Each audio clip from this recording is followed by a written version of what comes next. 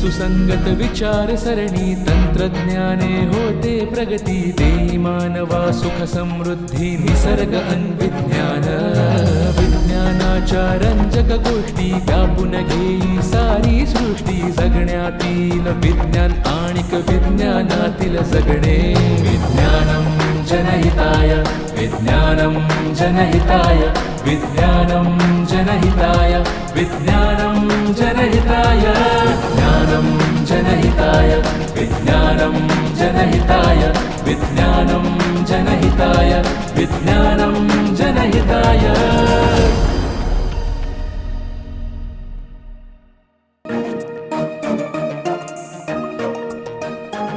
नमस्कार. विज्ञानम जनहिताय या कार्यक्रमामध्ये आपल्या सर्वांचं स्वागत.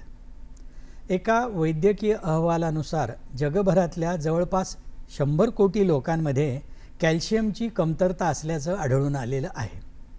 आपल्या रोजच्या आहारातून आपल्याला लागणारी सर्व प्रकारची जीवनसत्व आणि खनिजं मिळत असतात. ही जीवनसत्व आणि खनिजं जर कमी प्रमाणात मिळाली किंवा जास्त प्रमाणात मिळाली तर आपल्या आरोग्यावर आणि शरीरावर त्याचे दुष्परिणाम होतात. आणि ते नेमके काय होतात, कशा प्रकारचा आहार असायला हवा याविषयी आज आपण कार्यक्रमामध्ये चर्चा करणार आहोत. आणि हे सर्व समजून सांगण्यासाठी आपण आहारतज्ञ डॉक्टर स्मिता लेले यांना कार्यक्रमामध्ये आज आमंत्रित केलेलं आहे. स्मिताजी, कार्यक्रमामध्ये तुमचं स्वागत. नमस्कार. आपल्या रोजच्या जेवणातून आपल्याला ABC अशा सर्व प्रकारचे विटॅमिन्स आणि आयन्स वगैरे सगळे मिळत असतात. कॅल्शियम असेल किंवा वेगवेगळ्या प्रकारची खनिजं मिळतात. तर हे सगळं आपल्याला शरीरासाठी अत्यंत आवश्यक आहे. तर त्याच्यामुळे शरीराचं कसं पोषण होतं हे सांगा आम्हाला. आता अनेक विटॅमिन्स आणि जी मिनरल्स आपल्याला लागतात त्याच्यात सर्वप्रथम मला कॅल्शियमविषयी माहिती सांगायला आवडेल. कॅल्शियमचा आपल्या शरीरात कॅल्शियम फॉस्फेट ह्या स्वरूपामध्ये हाडांच्या बळकटीसाठी महत्त्वाचा रोल आहे. आणि त्याच्या व्यतिरिक्त सुद्धा कॅल्शियमचा रोल आहे जो खूप जणांना माहिती नसतो. तर आपल्या रक्तामध्ये साधारण 10 मिलीग्रॅम 100 ml मध्ये म्हणजे 4.5 ते 5 लिटर रक्त आपल्या शरीरात आहे. तर जवळजवळ अर्धा ग्रॅम कॅल्शियम हा रक्तामध्ये सतत फिरतोय 24/7. आणि त्याचं काम काय आहे तर स्नायूंचं आकुंचन, प्रसरण आणि सगळ्यात महत्त्वाचा स्नायू कोणता आपला? हृदय. म्हणजे हृदयाचं चालण्याचं कार्य पंपिंग रक्तातल्या कॅल्शियममुळे होते. बरं. आणि ते कमी जास्ती कसं होऊ नये याची एक योजना पण शरीरात केलेली आहे. म्हणजे खाण्यातनं मिळालेलं कॅल्शियम हाडामध्ये डिपॉझिट थायरॉइडमुळे होतं. पण जर ते रक्तातलं कॅल्शियम कमी झालं तर त्याच्या बाजूला 4 छोट्या बहिणी बसल्यात पॅराथायरॉइड, वाटाण्या एवढ्या. तर दुसरं केमिकल तयार करतात संप्रेरक आणि सरळ आपलं बोन म्हणजे हाड किंवा दात थोडासा विरघळवतात आणि रक्तात परत कॅल्शियम देतात. कारण आपण 24 तास काही खात नसतो. बरोबर. पण हा रक्तातला कॅल्शियम 24 तास पाहिजे. आणि अशा पद्धतीने कॅल्शियम हा एक महत्त्वाचा घटक आहे. आणि तो रोज किती खाल्ला पाहिजे हे RDA म्हणजे रेकमेंडेड डायटरी अलावन्स अशा स्वरूपात सांगण्यात येतं. आणि कॅल्शियम हा आपल्याला 1000 मिलीग्रॅम रोजचा म्हणजे निदान 1 ग्रॅम हा खाण्यातनं गेला पाहिजे. आवश्यक आहे तो. आणि इव्हन 50 नंतर 1200 किंवा प्रेग्नंट वुमनना सुद्धा जास्ती हवा. आणि जर एखाद्याला हाडं ज्याची बळकटपणा कमी झाला, ऑस्टोपोरोसिस वगैरे असं काय झाले असतील तर त्याला तो जास्ती खायला लागतो. अच्छा. दुसरं महत्त्वाचं जे मिनरल आहे ते म्हणजे आयर्न. आपण शाळेमध्ये शिकतो की रेड ब्लड सेलमध्ये हिमोग्लोबिन असतं आणि त्यातला जो एक महत्त्वाचा मॉलिक्यूल आहे तो म्हणजे लोह. हे पण आपल्याला खाण्यातनं मिळालं पाहिजे. पण गंमत म्हणजे याचा RDA आहे 8 मिलीग्रॅम म्हणजे चिमूटभर सुद्धा नाही. आणि म्हणून सर्वसाधारणपणे आपल्याला ते रोज खाण्यातनं मिळतं. आणि शिवाय रक्तातलं जे आयर्न आहे ते गोल गोल फिरत राहते ना जसजसे आपण मोठे झालो तेव्हापासून जे काय आहे. त्यामुळे ते इतकं बाहेर जात नाही आणि म्हणून त्याचं बाहेरून फारसं घ्यायला लागत नाही. जेव्हा डेफिशियन्सी होते तेव्हाच, नाहीतर आपल्या खाण्यातनं ते मिळालं पाहिजे. आता हे सगळेजण आहेत ना, मिनरल्स काय, विटॅमिन्स काय, हे एकमेकांशी एकमेका सहाय्य करू अशा पद्धतीने काम करतात. म्हणजे कॅल्शियम आपल्याला मिळायला D व्हिटॅमिन असणं आवश्यक आहे. म्हणून ते D3 बरोबर आपण घेतो. त्याच पद्धतीने इवन आयर्न त्याच्या वेळेला व्हिटॅमिन सी आपल्या शरीरात असणं आवश्यक आहे, जेणेकरून ते आयर्न आपल्या शरीराला मिळेल. म्हणजे असं अगदी एक थोडक्यात मला A to Z विटॅमिन आणि सगळी मिनरल्स ह्याचं हे आत्ताच्या आपल्या चर्चेत सांगता येणार नाही, पण हे आपण डोक्यात ठेवलं पाहिजे की एक चौरस आहार आणि सर्वांगीण आहार आपल्याला घेतला पाहिजे. नुसतं एकांगी खाणं खाता कामा नये. ज्याच्यातून हे सर्व प्रकारचे जीवनसत्व आणि व्हिटॅमिन्स जातील. होय, अगदी बरोबर. तर हे जर मिळवायचे असतील आपल्याला तर कशा पद्धतीचा आहार घेतला पाहिजे, म्हणजे कुठल्या कुठल्या भाज्या खाल्ल्या पाहिजे, कुठली फळं खाल्ली पाहिजे, आपल्या जेवणात काय असायला हवं की जेणेकरून ही सगळी जीवनसत्व आणि खनिजं मिळतील. खरं म्हणजे आपल्याकडे चौरस आहाराचा खूप छान कॉन्सेप्ट म्हणजे चालतच आलेला आहे. म्हणजे सर्वांगीण सर्व जसं सीझनमध्ये जे येतात ते त्या भाज्या आणि ते फळं ह्याच्यात ही पोषक द्रव्य जास्ती असतात. म्हणजे प्रत्येक खाण्याच्या पदार्थाला सुद्धा एक जसं आपल्याला फिजिकल बॉडी आहे आणि सटलर गोष्टी पण आहेत, नर्वस सिस्टीम आहे ते, तसं खाण्याला सुद्धा एक बाहेरचं जे कॅलरीज म्हणतो तो एक भाग झाला, पण त्याच्या व्यतिरिक्त त्याला एक जी चव आहे, एक वास आहे, एक जो रंग आहे, त्यातलं जे व्हिटॅमिन आहे, त्याच्यातलं जे मिनरल आहे, ह्याचं प्रमाण सीझनप्रमाणे कमी जास्ती होतं आणि त्या सीझनला जे पिकतं त्याच्यात हे सगळं सगळ्यात जास्ती असतं. आणि जेवढं ताजं खाल तेवढं चांगलं आहे. म्हणजे ॲक्च्युली आपल्याला सगळ्यांना माहिती असतं, पण कळतं पण वळत नाही असं होतं. सो कॅल्शियमसाठी सर्वात महत्त्वाचं म्हणजे दूध. कारण कॅल्शियमचा प्रॉब्लेम असा आहे की आता खडू हा कॅल्शियम आहे, शहाबादी, फरशी आणि संगमरवर हा सुद्धा कॅल्शियम आहे, पण ते आपण नाही खाऊ शकत आहे, ते काही जैविक नाही आहे. तर दुधामध्ये कॅल्शियम लॅक्टेट आहे, तर कॅल्शियमला जे विद्राव्यता कमी आहे ना, आणि म्हणून ते जैविक स्वरूपात म्हणजे फूडमधनं आपल्याला मिळालं. तर दूध तर लहान मुलाला तर आपण जवळजवळ पहिले काही महिने दुधावरच वाढवतो, कारण आपल्याला 1000 मिलीग्रॅम म्हणजे 1 ग्रॅम रोज मिळालं पाहिजे हे लक्षात. पण त्याच्या खालोखाल जसं आपण मोठे होतो तर कॅल्शियमचा एक खूप मोठा सोर्स जो हल्ली सायंटिस्टने शोधला आहे तो म्हणजे शेवग्याचा पाला. म्हणजे वाळलेल्या 100 ग्रॅम पाल्यामध्ये चक्क 2000 मिलीग्रॅम म्हणजे 2 ग्रॅम कॅल्शियम असतं. शेवगा मोठा गुणधर्म सांगितलेत. अगदी खरं. आणि खूप मोठ्या प्रमाणात त्याचं सूपही करून पितात लोक, किंवा नुसतं शिजवून खाऊ शकता तुम्ही. अगदी बरोबर. नंतर तिळामध्ये असतं जवळजवळ 1000, हळीव, खायचा डिंक, नाचणी, आणि इव्हन जे बिया म्हणतो भोपळ्याच्या बिया आणि ह्या सगळ्यात. आता तुम्ही जर आता सूर्यफुलाच्या बिया, हो सूर्यफुलाच्या बिया, तुम्ही नेटवर गेलात तर तुम्हाला फटाफट आकडे येतील भरपूर. पण आपल्याला एक लक्षात ठेवायचं आहे की हे बऱ्याचदा 100 ग्रॅममध्ये किती आहे, 100 ग्रॅम कोरड्या रागीमध्ये नाचणीत बाबा 350 मिलीग्रॅम कॅल्शियम आहे. पण आपण एवढी कोरडी नाचणी काय रोज खात नाही आहे, पण आपल्याला सगळ्यातनं हे मिळालं पाहिजे. आता जसं व्हिटॅमिनचा पॉझिटिव्ह रोल मगाशी मी सांगितला तसं काय काय शत्रू पण असतात बरं का. म्हणजे नाचणीमध्ये फायटेट असतात आणि त्याच्यात जरी कॅल्शियम असलं तरी ते आपल्या शरीरात विरघळत नाही, तेवढं अवेलेबल होत नाही का, तर ते फायटेट त्याला ते करून देत नाहीत. अच्छा. किंवा पालकमध्ये भरपूर आयर्न असतं पण त्याच्यात आहे ऑक्झॅलेट. म्हणून मग आपण काय करतो, पालकची पानं जे मोठ्या प्रमाणात पालक खातात ती आपण गरम पाण्यात टाकायची, पाणी फेकून द्यायचं म्हणजे ऑक्झॅलेट निघून जातं. आणि मग त्याच्याबरोबर आंबट गोष्ट जर खाल्ली आपण पालक बरोबर, पालकाची भाजी ताक घालून करतात ती जास्त. अगदी बरोबर. कारण आंबट पदार्थामध्ये व्हिटॅमिन सी बरोबर आयर्न बरोबर चांगलं ॲब्सॉर्ब होतं आपल्या शरीरात. So similarly coming back to calcium, नाचणीसाठी आपण काय करायचं, फायटेट नको म्हणून भिजवा, मोड आणा, आंबील करा. म्हणजे अशा पद्धतीने सगळीच भरड धान्य आहेत वरीमध्ये वगैरे याच्यामध्ये सुद्धा कमी होतं त्यातलं फायटेट. हां, म्हणजे बॅड मॉलिक्युल्स कमी होतात. पण मला एक सांगा, तर काही लोकांना काही गोष्टींची ॲलर्जी असते. मग जसं तुम्ही मगाशी सांगितलं दुधाचं, तर दुधाची ॲलर्जी असते किंवा अंड्याची ॲलर्जी असते, मग या लोकांनी ते टाळावं का? नाही, आता आपल्याला ॲलर्जी म्हणजे काय थोडंसं समजून घेऊया. तर दुधाच्या ह्याला ना लॅक्टोज इंटॉलरन्स म्हणतात. म्हणजे अगदी वैज्ञानिकदृष्ट्या त्याला ॲलर्जी म्हणत नाहीत, कारण दुधामध्ये लॅक्टोज नावाची शुगर आहे आणि ती जर आपल्याला पचली नाही तर ते पोट वगैरे फुगतं. तर अशा लोकांनी मग ताक ह्या स्वरूपात किंवा वेगळे पदार्थ खाल्ले पाहिजेत, किंवा लॅक्टोज फ्री दूध पण मिळतं, ठीक आहे, किंवा मग दुसऱ्या पद्धतीने कॅल्शियम घ्यावं. पण जी फूड ॲलर्जी म्हणतात ती सर्वसाधारणपणे प्रथिनांची असते, अंड किंवा मासे. आणि या ठिकाणी मला एक सांगायला आवडेल की आपल्या शरीरात जे मोठं आतड आहे त्याच्यात लाखो मित्रजंतू आहेत. म्हणजे आपण जे खातोय तोंडामध्ये आधी त्याचं चरवण झालं, लाळ आली, त्याच्यानंतर जे जठर आहे त्याच्यामध्ये ॲसिड आहे म्हणजे केमिकल रिॲक्शन आली, मग छोट्या आतड्यामध्ये सगळं आलं, इन्शुलिन आणि बाकी सगळं बायोकेमिकल. आणि सगळ्यात शेवटी जे काही जाऊन नाही मिळाले आपल्याला रस, त्यातनं पण रस काढायचं. म्हणजे एखादी इंडस्ट्री जसं पिळून काढते ना, ते काम आपलं मोठं आतडं करतं. अच्छा. आणि तिथे लाखो मित्र जंतू आहेत जे काय काय व्हिटॅमिन सुद्धा तयार करतात बरं का, आपल्याला खाण्यातनं मिळाली नाहीत तर, बरं. किंवा व्हिटॅमिन कन्वर्ट करतात. सो त्याच्यामध्ये जर बिघाड झाला किंवा असं खाणं आपण खाल्लं की जे आपल्याला पिढ्यानपिढ्या आपण कधी खाल्लेलंच नाहीये, तर त्याची ॲलर्जी येऊ शकते. असं आता दुसरं एक महत्त्वाचं खनिज म्हणजे आयर्न. हं. तर ते आपल्याला कुठल्या आहारामधून मिळेल आपल्याला? हिरव्या पालेभाज्या, हं.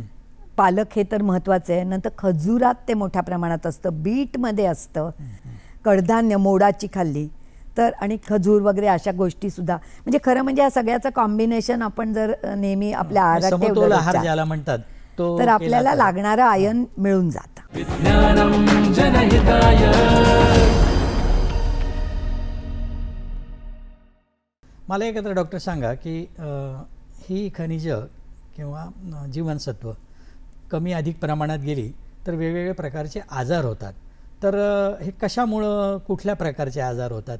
तर आज आपण कॅल्शियमविषयी पहिला ऐकल्यामुळे मला त्याचंच सांगायला आधी आवडेल की कॅल्शियम कमी झालं तर हाडं आपली मजबूत होत नाहीत किंवा म्हातारपणी ठिसूळ होतात. कॅल्शियम घ्या, D3 घ्या, आपल्याला सगळ्यांना माहिती आहे, ऑस्टिओपोरोसिस, ऑस्टिओपोरोसिस. पण कॅल्शियम जास्ती झालं तर कॅल्सिफिकेशन होतं, कॅल्सिनेशन म्हणजे चक्क कॅल्शियम म्हणजे खडूचेच तुकडे जागोजागी समजा कणकण अडकले तर ते टिश्यूमध्ये अडकू शकतात. मग सांध्यांना सूज येते, सांधे दुखायला लागू शकतात. किंवा दुसरीकडे पण म्हणजे कॅल्शियम कुठे असलं पाहिजे, हाडात किंवा रक्तात.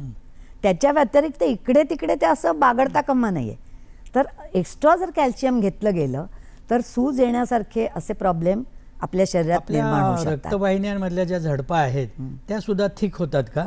असंही बऱ्याच असे वेळेला सगळे डॉक्टर म्हणजे सांगतात. कारण ते त्याच्यामध्ये डिपॉझिट अडथळा आणतं ना. जसं पाण्यातनं जाताना मातीचे कण असतील तर ते जागोजागी असे थांबले तर तुमचं ते पाणी वाहणार नाही ना. तर बरोबर तेच होतं ना. जसं कोलेस्ट्रॉल सुद्धा मुळे रक्तवाहिन्या लहान होतात तसं ह्या सगळ्या गोष्टींनी सुद्धा ही केमिस्ट्री आहे ना, Thickness होतो तो. थिकनेस येऊ शकतो. अच्छा. आयर्न जास्ती झालं तर थोडंसं जास्ती आयर्न आपल्या लिव्हरमध्ये स्टोअर करू शकतो. पण त्याहून जास्ती झालं तर चक्क कल्पना करा की लोखंडाचे कण इकडे तिकडे बसलेत मेंदूत सुद्धा. आणि त्यामुळे इवन कधी कधी स्किनवर अति जर आयर्न घेतलं तर काळे डाग पडू शकतात. आणि म्हणून आयर्नच्या गोळ्या तर अजिबात डॉक्टरनी सांगितल्याशिवाय घ्यायच्याच नसतात. अच्छा. पण कॅल्शियमच्या मात्र 50 नंतर तर कॅल्शियम D3चं सगळ्यांनी रोज घ्यायला पाहिजे. कारण आपण काय 1 लिटर दूध पिऊ शकत नाही, हो. आहार कमी होतं आणि कॅल्शियमची खूप जास्ती गरज आहे आपल्याला, त्याच्यामुळे ते घ्यायला लागतं. डॉक्टर, तुम्ही एक बातमी ऐकली असेल, मध्यंतरी चर्चेमध्ये होती की बुलढाणा जिल्ह्यामध्ये अनेक लोकांच्या केस गळतीचा प्रश्न उपस्थित झालेला होता. म्हणजे अगदी लहान वयातले तरुण किंवा प्रौढ असतील यांचे डोक्यावरचे केस जायला लागले. आणि आता तर परवाची बातमी होती काही लोकांची नखं पण झडली.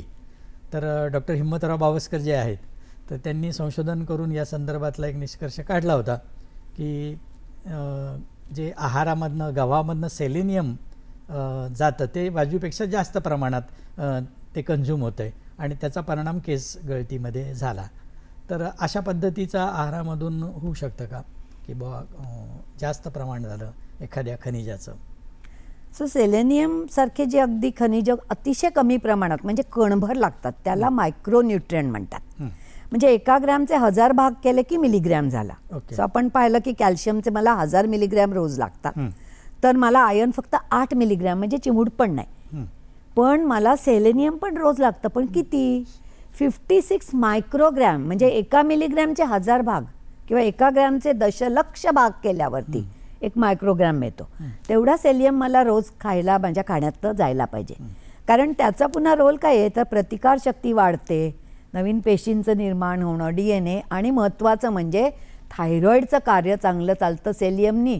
आणि सेलियमचं कार्य म्हणजे थायरॉईड चांगली चालली तर तुमचं कॅल्शियम जे खातात त्याचं कॅल्शियम फॉस्फेट होऊन तुमची हाडं मजबूत होतात. म्हणजे सेलियम हे किती महत्त्वाचं आहे बघा. अशाच पद्धतीने झिंक आणि इतर गोष्टी पण आहेत. पण ह्या सगळ्याला अति सर्वत्र वर्ज्य आहेत. ही खरी लेड वगैरे ह्या गोष्टी हे खरं विषारी आहेत. म्हणजे अगदी थोडं असताना त्याचं फार चांगलं कार्य आहे, पण ते जर जास्ती झालं तर ते आपल्यासाठी अन्नाची विषबाधाच त्याला म्हणायला पाहिजे. हे कोणी मुद्दाम नाही केलं. आता जेव्हा आपण काही पिकवलेलं आहे तेव्हा आपण पाणी आणि जमीन त्याच्यातनंच हे सगळं जात आहे ना त्या भाजीपाल्यामध्ये. बरोबर. म्हणजे इवन मर्क्युरीचं पॉयझनिंग विषयी आपण ऐकलंय आणि मग ते पाण्यातनं माशांच्या पोटात गेलं आणि लोक मेलेली आहेत हो. किंवा अशा. तर तसंच हे सेलेनियम नकळत रासायनिक गेलेलं पदार्थ आहे या पाण्यातून मुद्दाम जातात. कोणी घातलेलं नाहीये. पण जे मला कणभर हवंय तर ते जर मला कणभरच्या ऐवजी मणभर मिळालं, म्हणजे आपलं गमतीत मणभर म्हणते, बाजूपेक्षा जास्त. तर त्याचा प्रॉब्लेम होऊ शकतो. म्हणजे काय काय तर अशी हे एक प्रकारचं फूड पॉयझनिंग किंवा टॉक्सिसिटीच म्हणायला पाहिजे. आणि हे मुद्दाम नाही केलेलं. आणि म्हणून असं जेव्हा झालंय तेव्हा त्याचा शोध घ्यायला पाहिजे की का असं झालंय आणि तिथे इतकं एकदम असं त्या जमिनीत काय आहे की त्या गव्हामध्ये किंवा धान्यामध्ये इतकं गेलंय. डॉक्टर, मला एक सांगा की आहार तर हा पोषक असायलाच हवा, त्यात सत्व असायलाच हवे, परंतु तो आहार कसा घ्यावा ही याची देखील एक काही पद्धत आहे ना. बऱ्याच वेळेला आपण असं पाहतो की लोकांना भूक नसते तरी काही काही दिवसभर लोक खात असतात वेगवेगळ्या फूड स्टॉलवर वगैरे अशी, किंवा एक गंमत म्हणून किंवा चाळा म्हणून पण खातात. तर भुकेचा आणि पचनाचा हा जवळचा संबंध आहे. तर या संदर्भात काय सांगाल तुम्ही? खूप छान प्रश्न आहे तुमचा. आणि सर्वप्रथम मला सगळ्यांना हे सांगायला लागेल की आपल्या शरीराला एक शहाणपण आहे. आपण जे स्वतःला म्हणतो ना शहाणं, त्याच्यानं आपलं शरीर जास्ती शहाण आहे. कारण ते किती काम करतंय बघा. जसं मग अशी मी म्हटलं कॅल्शियम हाडात घाला परत काढा वगैरे आपल्याला करता येतं का? हे आपोआप चालतं. तर तसंच आपल्या शरीरात भूक लागण्याची पण योजना केलेली आहे. म्हणजे सलाईनमध्ये जसं कंटिन्युअस आपल्याला ग्लुकोज 24 तास देतात, तसा आपण हा फर्मेंटर नाही आहे. आपल्या शरीरातली पचनक्रिया ही एक प्रकारची एक बायो रिॲक्टरच आहे. म्हणजे सुरुवातीला साईज रिडक्शन, म्हणजे नीट चावून खा 32 वेळा, लाळ मिसळली पाहिजे, स्टार्चचं ग्लुकोजमध्ये रूपांतर तिथेच व्हायला सुरुवात होते. फॅक्टरी आहे ती. अगदी बरोबर, रासायनिक कारखाना आहे. त्याच्यानंतर आलं जठर, जिथे ॲसिडिटी आपण सारखं म्हणतो ना, पण ते ॲसिड आवश्यक आहे. पण ते योग्य वेळेला आणि योग्य प्रमाणात आलं की आपल्याला छान भूक लागते. बरोबर. त्यामुळे भूक, आहार आणि समाधान, ज्याला सटायटी म्हणतात, ह्या 3 वेगळ्या गोष्टी आहेत. त्यामुळे वेळच्या वेळी भूक लागली पाहिजे, मग योग्य आहार घेतला पाहिजे आणि म्हणजे तुम्हाला समाधान मिळतं. ओके. आता समाधान आपल्याला झालं तेव्हा काय होतं, डोपामाइन नावाचं केमिकल तयार होतं डोक्यात आणि पोटात सुद्धा. इव्हन जेव्हा आनंद होतो मनाला, इव्हन जेव्हा समाधान खूप लाभतं. भूक लागली आणि पहिला घास आपल्याला किती गोड लागतो बघा, किती छान वाटतं. तर हे सुद्धा समाधान आपल्याला झालंय, पोट भरलंय हे कळायला 5-7 मिनिटाचा मध्ये अवधी आहे. म्हणजे हे सगळं इलेक्ट्रिक सारखं नाहीये ना, हे मानसिक पण आहे. आणि म्हणून जी लोक बका बका बका खातात ती बऱ्याचदा जाडी होतात, कारण त्यांना नंतर वाटतं अरे बापरे मी जास्ती खाल्लं. आणि त्यामुळे शांतपणे हळूहळू जर खाल्लं, इनफॅक्ट असं मी वाचलंय आयुर्वेदात की जे जठराचा आपला आकारमान आहे त्याच्यामध्ये 1/3 आपण खाल्लेलं अन्न पाहिजे, 1/3 पाणी पाहिजे, बाहेरून प्यायलेला ॲज वेल एज रस जे तयार होतात, आणि 1/3 हवेला जागा पाहिजे. म्हणजे कल्पना करा एक पिशवी आहे, त्याच्यामध्ये मी थोडंसं कणिक घातली आहे, थोडं पाणी घातलं आणि हवा, आणि मी हलवते, तर ती कशी छान मिक्स होईल. आणि सगळीच कणकेनी भरून टाकली तर मिक्स होणार आहे काय पाणी आणि हवा. तर हे प्रमाण सांगितलेलं आहे. अतिशय छान तुम्ही याचं वर्णन केलं. परंतु आता आमच्यासारख्या लोकांना किंवा आम्ही पाहत असतो, ऐकत असतो, तेव्हा काही आहार तज्ज्ञ सांगतात की तुम्ही एकदा जेवा त्यानंतर 12 तास जेवू नका. काही आहार तज्ज्ञ सांगतात दर 2 तासांनी थोडं थोडं खाल्लं पाहिजे. त्यामुळं ज्यांना ॲसिडिटी आहे त्यांना तर ते फार आवश्यक वाटतं.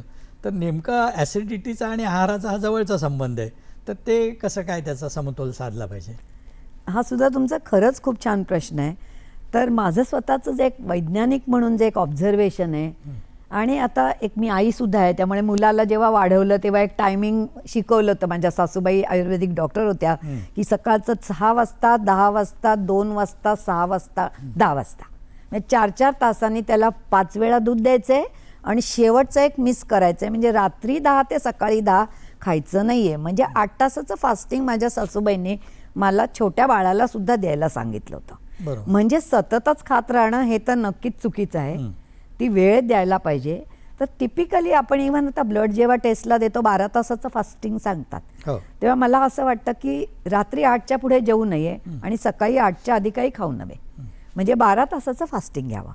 आता उरलेल्या 12 तासात काही जणांना 3-4 वेळा खायला आवडतं, काही जणांना सकाळी पोटभर खायचं आणि पुढे 8 तास नाही खायचं. तर मला असं वाटतं की आपलं शरीर आपल्याला सांगतं, ते ऐकावं. विज्ञानम जनहिताय. एक आणखीन मला तुम्हाला प्रश्न विचारायचा आहे की पाण्याच्या संदर्भात नेहमी चर्चा होते. पाणी हा सुद्धा एक आहाराचाच भाग आहे असं आपण असं मला वाटतं नेहमी, किंवा डॉक्टर नेहमी सांगतात की keep your self hydrated. Water therapy वगैरे सुद्धा प्रसिद्ध आहे. तर नेमकं पाणी किती प्यावं आपण दिवसातून, किती गरज आहे त्याची? पाण्याला संस्कृतमध्ये जीवन हा शब्द आहे. त्यामुळे खाणं नसलं तरी चालेल, पण पाणी नसलं तर आपण नाही जास्ती जगू शकणार आहे. किंबहुना हे उपवास करणारे आपण ऐकलेलं आहे ना, जैन साधू वगैरे 40-40 दिवस त्यांनी खाल्लं नाही तरी तसे ते फिट असतात. पण पाणी प्यायला लागतं. तर आपल्या शरीरात साधारण स्त्रियांच्या 4.5 लिटर आणि पुरुषांच्या 5 लिटर पाणी आहे. आणि आपल्याकडे वर्षानुवर्ष उष्णकटिबंधात 1.5-2 लिटर पाणी बाहेरून प्यावं असं सांगतात. म्हणजे जे पाणी पिणं आपण म्हणतो त्याला 1-2 तांब्या. आणि शिवाय आपण आता जे द्रव पदार्थ घेतो, दूध आहे, ज्यूस आहे, आमटी करतो, त्यातनं ते पाणी जातच असतं. आणि त्यामुळे तहान लागल्यावर पाणी प्यायलं पाहिजे. आणि जेव्हा आपण खातो त्याच्याबरोबर थोडंफार तरी आधी नंतर मध्ये जसं तुम्हाला शरीर मागेल तसं पाणी प्यायला पाहिजे. आणि किडनीवर जास्ती लोड आलं तरी सुद्धा प्रॉब्लेम येऊ शकतो अति पाण्याने. बरोबर. पण हल्ली प्रॉब्लेम काय झालाय, आपण निसर्गाच्या सान्निध्यातच राहत नाही ना, उष्णकटिबंधात. पण तुम्ही आम्ही उष्ण कुठे आहोत, शीत कपाटातच बसलेलो आहे. आणि त्यामुळे तहानच लागत नाहीये. आणि म्हणून कीप युअर सेल्फ हायड्रेटेड असं सांगायची वेळ आलेली आहे. आता शेवटचा प्रश्न मला तुम्हाला विचारायचा आहे की निरामय आरोग्यपूर्ण जीवनासाठी तुम्ही काय सल्ला द्याल आमच्या प्रेक्षकांसाठी? मला असं वाटतं की इंद्रधनुष्य पाहायला आपल्याला सगळ्यांना आवडतं ना, ताना पिही निपाजा. तर आपलं जर दिवसभराचं खाणं किंवा निदान 4-5 दिवसाचं आपण जर ॲव्हरेज आउट घेतलं तर सगळे रंग मला माझ्या खाण्यातनं मिळालेले आहेत. आता हल्ली मिरच्या वगैरे, डब्बू मिरच्या पण पिवळ्या लाल मिळतात, कारण हे सगळे अँटीऑक्सिडंट आहेत. त्याच्यामुळे आपलं एजिंग कमी होतं. जे रंगीत भाज्या, फळं, 5 रंगाच्या भाज्या, 5 रंगाची फळं रोज खा हे शक्य नाही आहे, पण आठवडाभरात आपण खाऊ शकतो. नंतर वेगळे वेगळे नट्स, जसं अक्रोडामध्ये खूप चांगलं सेलेनियम आणि काय काय गोष्टी आहेत, पण अर्धा अक्रोड. तर म्हणजे मी तर स्वतः बदाम आहेत, बदाम पुष्कळांना आपल्याला माहिती आहे. काजूत सुद्धा सेलेनियम आणि काही चांगले पदार्थ आहेत. सूर्यफुलाच्या बिया आहेत, हे तीळ आहे, हळीव, डिंक, मोड आलेल्या गोष्टी. सो मी स्वतःसाठी काय करते सांगते. आणि मला वाटतं मी आनंदी आणि माझ्या बऱ्यापैकी माझं आरोग्य आहे असं मी क्लेम केलं तरी हरकत नाही. तर 3-4 प्रकारच्या भाज्यातलं कुठच्या तरी 1-2, नंतर काहीतरी नट्स 1-2, अर्धा अक्रोड म्हणा, एखादा काजू, बदाम, नंतर मोड, कधी मुगाचे, कधी हळीवाला, कारण हळीवसुद्धा 1 ग्रॅम रोज खाणं खूप छान आहे. कधीतरी तुम्ही म्हणालात तसं शेवग्याचं सूप. म्हणजे सगळे रंग माझ्या खाण्यात गेले पाहिजेत. निळ्या रंगासाठी आपल्याकडे कोकम आहे, जांभूळ आहे, वेगळ्या वेगळ्या स्वरूपात त्याचे पदार्थ मिळतात. ऑरेंज, पिवळा वगैरे जातोच. म्हणजे ही सगळ्या पद्धतीची फळं, भाज्या आणि ॲडिशनली आता ज्याला आपण नट्स आणि सीड्स म्हणतोय आपण. कारण एक लक्षात घ्या, त्या सीडमधनं झाड येतं ना, सगळं लागतं ना त्या सीडला सुद्धा, त्या धान्याला सुद्धा. तर तसं हे सगळं आलटून पालटून आपण केलं आणि अति सर्वत्र वर्जयेत. कारण बऱ्याचदा मार्केटिंगसाठी मी माझा पदार्थ तुम्ही खूप खा म्हणून सांगेन, पण तुम्हाला अक्कल असली पाहिजे की ते खूप माझ्यासाठी किती आहे. आणि त्यामुळे हाच इंद्रधनुष्यासारखं आपलं जेवण ठेवा, हॅपी राहा, भूक लागेल तेव्हा खा, पोटभर खा. आणि सुरुवातीला जनरली पहिला घास गोड किंवा आवडीचा खा, म्हणजे एक सिग्नल मिळतो पोटाला की अरे बाबा आता येते ना फॅमिली मेंबर्स आपले, तर ते सगळं सुरू करायला लागतं. आणि अशा प्रकारे आनंदी राहा. तर मंडळी, आपलं शरीर ही आपली संपत्ती आहे. आपल्या आयुष्याच्या शेवटपर्यंत आपली ही संपत्ती सुरक्षित आणि आरोग्यपूर्ण जर राहावी असं वाटत असेल तर एक चांगली आरोग्यपूर्ण जीवनशैली अंगीकारणं गरजेचं आहे. आणि ती शैली कशी अंगीकारायची याविषयी डॉक्टरांनी आज आपल्याला सुंदर असं विवेचन केलेलं आहे. स्मिताताई, तुमचं आज कार्यक्रमामध्ये तुम्ही आमच्या प्रेक्षकांना खूप छान माहिती दिली आहाराविषयी, विहाराविषयी. याबद्दल विज्ञानम जनहिताय या कार्यक्रमाच्या वतीनं मी आपले आभार मानतो. नमस्कार. नमस्कार. तर्क सुसंगत विचार सरणी, तंत्रज्ञाने होते प्रगती, देई मानवा सुख समृद्धी, निसर्ग अन्विज्ञान. विज्ञानाच्या रंजक गोष्टी व्यापून घेई सारी सृष्टी, जगण्यातील विज्ञान आणिक विज्ञानातील जगणे. विज्ञानम जनहिताय, विज्ञानम जनहिताय, विज्ञानम जनहिताय, विज्ञानम जनहिताय, विज्ञानम जनहिताय, विज्ञानम जनहिताय, विज्ञानम जनहिताय. विज्ञानं जनहिताय।